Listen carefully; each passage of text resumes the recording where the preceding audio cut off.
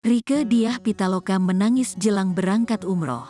Rieke Diah Pitaloka sudah 14 tahun duduk menjadi wakil rakyat di Senayan, Jakarta Pusat. Bagi Rieke Diah Pitaloka, pekerjaan sebagai wakil rakyat itu tidak mudah dilakoninya, terutama saat harus menyampaikan aspirasi rakyat. Pekerjaan tersebut bahkan rentan terseret kasus hukum dan Rieke Diah Pitaloka mengakuinya.